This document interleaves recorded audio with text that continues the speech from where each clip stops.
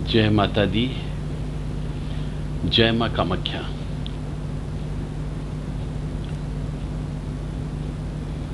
जन्मदिन कैसे मनाना चाहिए, संक्षिप्त में बता रहा हूं मैं आपको।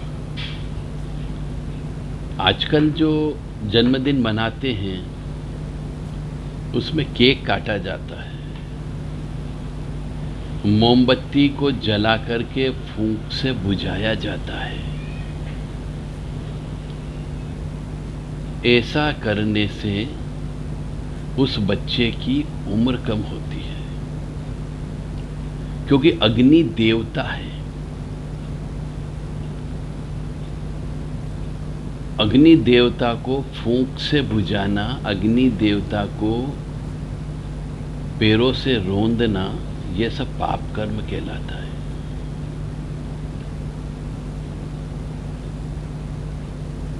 हमारे पुराने जमाने के जो ऋषि मुनि हुआ करते थे, बड़े बुजुर्ग हुआ करते थे, वो बच्चे का जब भी जन्मदिन आता था तो उस दिन नए कपड़े पहनाते थे। स्नान ध्यान करा के नए कपड़े पहना के मंदिर ले जाते थे, मंदिर में आशीर्वाद दिलवाते थे, उसके हाथ से दान धर्म करवाते थे और उसके बाद पंडित जी को निमंत्रण देकर के आते थे कि आज हमारे यहाँ भोजन करने आना। और पंडित जी जब आते थे तो घर के अंदर एक संक्षिप्त हवन हुआ करता था,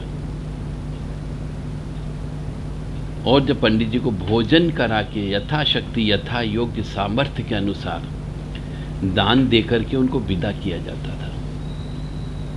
ऐसा इसलिए किया जाता था कि बच्चे के जीवन में सुख समृद्धि आए, क्योंकि बच्चे के हाथ से दान दिलवाने का मतलब है बच्चे का भाग्य में वृद्धि होना, उसके पाप कर्मों का नाश होना। हवन करने से कुल देवी देवता प्रसन्न होते हैं, पितृ देवता प्रसन्न होते हैं, स्थान के देवता प्रसन्न होते हैं, आपके घर के अंदर जो देवता स्थापित है वो देवता भी प्रसन्न होते हैं। और जो मंदिर में सेवा करने वाला ब्राह्मण यदि आपके घर पे आके भोजन करता है तो ये मान लिया जाता है कि साक्षात श्री हरि विष्णु ने भोजन किया है, तो उसके भाग्य में वृद्धि होती है।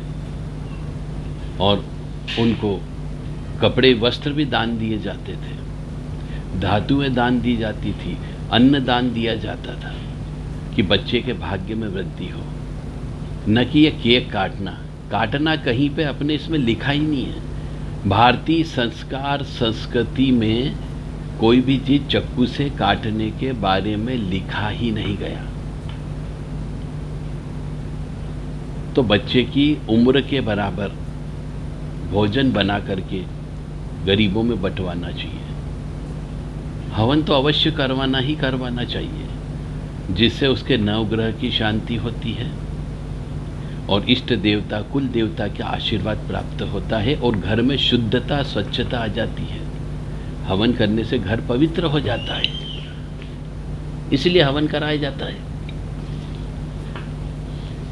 और ईश्वर के प्रति उसकी समर्पण की भावना पैदा होती है, उसमें वो संस्कार पड़ते हैं उस बच्चे में कि हाँ, बच्चे के जन्मदिन पर ये चीज की जाती है। परंतु आजकल तो टाफियां बांटी जाती हैं। अरे घर के अंदर हलवा बना के हवन कर दो लक्ष्मी जी के नाम का, उसके बाद हलवे का प्रसाद बांट दो। पर नहीं साहब, अंडे का बना हुआ केक लेकर के आएंगे। कोई कहेंगे केक कोई भी हो, चाहे वो कितना ही बोले कि सात्विक है, फिर भी उसके अंदर कुछ केमिकल्स ऐसे होते हैं जो शरीर को नुकसान पहुंचाते हैं। इसलिए हमारे यहाँ पर बेसन चक्की बना दी जाती थी, हलवा बना दिया जाता था, खीर बना दी जाती थी, भजिया पूड़ी बना करके दोस्तों में बंटवा जाते थे। तो बच्चे के जन्मदिन पर आपको हवन करना है, उसकी उम्र के बराबर फूड पैकेट्स बना करके, मतलब भोजन तैयार करके गरीबों में बंटवाना चाहिए और मंदिर अवश्य ले जा करके दर्शन करा के विशेष पूजन अर्चन अभिषेक कराना चाहिए। खेड़ापति का जो मंदिर होता है, चाहे हनुमान जी का हो चाहे देवी जी का हो, वहाँ पे जाकर के अवश्य उसके हाथ से भेंट पूजा चढ़वाना चाहिए।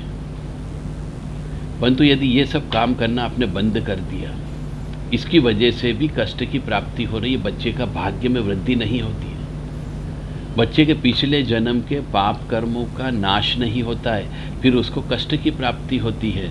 जो पत्रिका में लिखा रहता है वो तो होता ही होता है फिर। इसलिए हम अपनी पुरानी संस्कार, संस्कृति, परंपरा, रीति रिवाज, मान्यता, प्रथा, इनका पालन करें और सुखी समृद्ध जीवन व्यतीत करें। हमारे बड़े बुजुर्ग जो नियम बनाए गए हैं, उन नियमों का पालन करो, आप कभी दुखी नहीं रहोगे।